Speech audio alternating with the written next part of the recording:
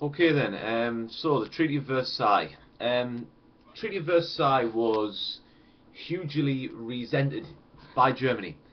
It was not what the German people had expected, and when they got the news of what the Treaty of Versailles was, it was considered and called the Diktat, which was seen as dictated peace. Okay, the German people were not happy with this at all. You can divide the Treaty of Versailles down into the following areas, which is blame, reparations, armed forces and territory when you are revising, or brat, okay, as you might have seen in some other history videos and worksheets. Now we'll start off with probably the hardest to understand, which is the territory. Some of these are obvious, some of them are not. Perhaps the easiest one to understand is that Alsace-Lorraine was returned by Germany to France. This was always expected. It was outlined in Wilson's 14 points.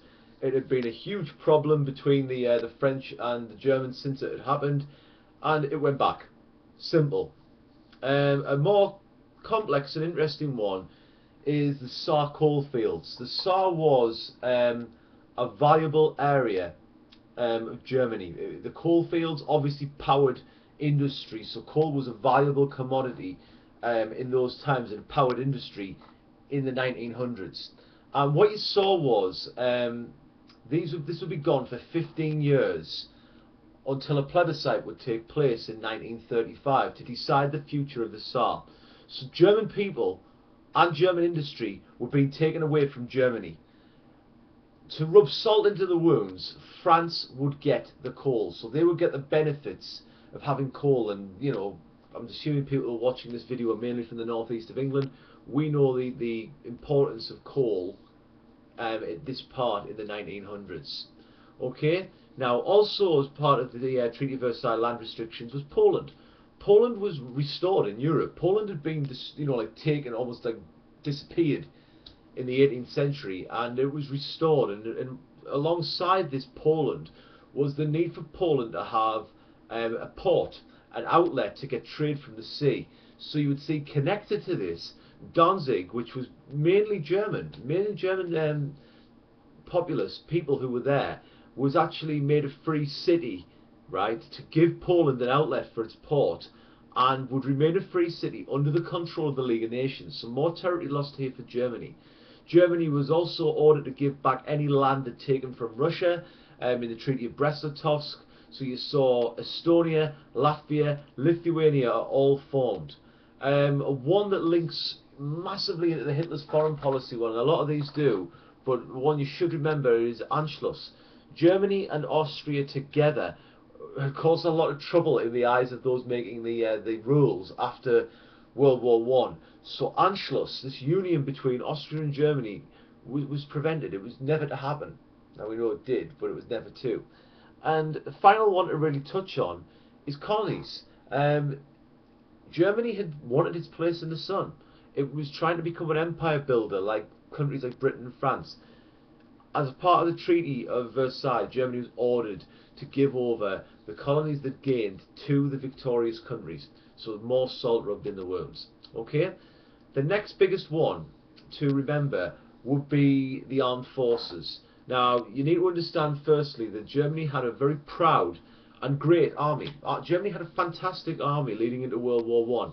That army was reduced to 100,000 men only by the Treaty of Versailles to reduce the threat of Germany, particularly in the centre of Europe, to the likes of France. So 100,000 men for an army is nothing. It's like adding your football crowds of Sunderland and Newcastle together and saying, oh well, population-wise, defend a country the size of Germany. It isn't big enough. And it's also a national humiliation, because the pride of Germany was the army, and it's been limited massively. So Germany's hurt here. To add to this, conscription was banned. So Germany was not allowed to have conscription where men were forced to do their military duty. This is gone. Building of tanks, gone. Aircraft, not allowed. So no aeroplanes, which had started to become more prominent as World War I had progressed. Okay? Now, one that would have interested Britain was the Navy. And the Navy was limited to 15,000 men. So Germany's navy, which had built up all the way through the naval race leading towards World War One and the build-up, the navy's reduced to 15,000 men. Building up the battleships, building up the dreadnoughts, now reduced to six battleships only, and Germany sunk the rest of its navy rather than hand it over to the British.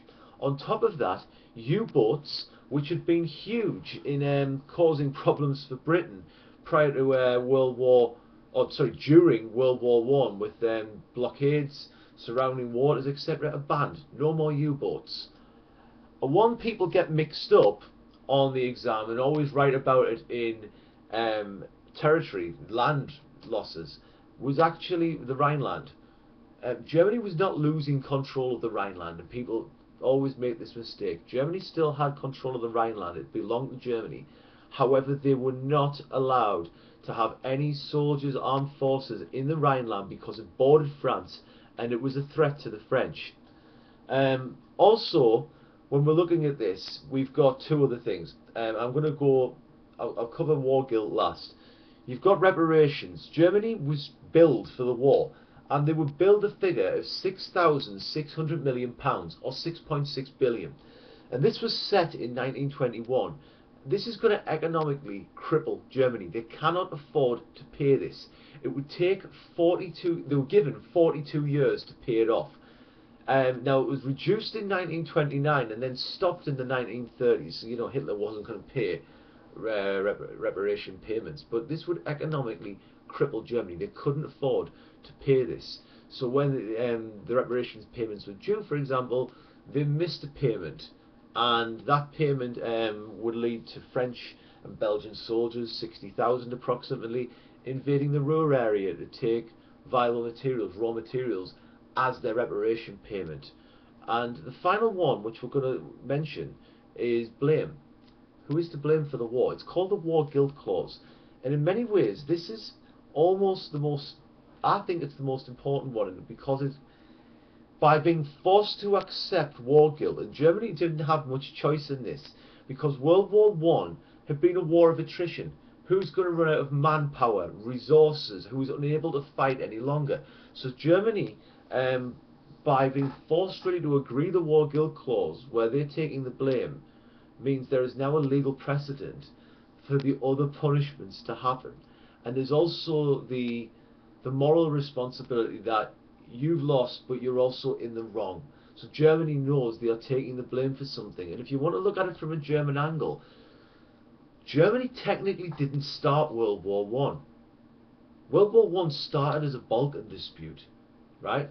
Look at Austria-Hungary, right? Look at what happened in the Balkans with the squabbles with the Black Hand in Serbia, and then Russia getting involved. Look further back. France played a role. Britain played a role. It took more than just Germany as a country to cause World War One, but Germany was being forced to accept this, and this is therefore allows the other punishments to happen. It was a source of humiliation, bitterness, and resentment in World War from Germany, and would ultimately lead to World War Two. So thanks for watching.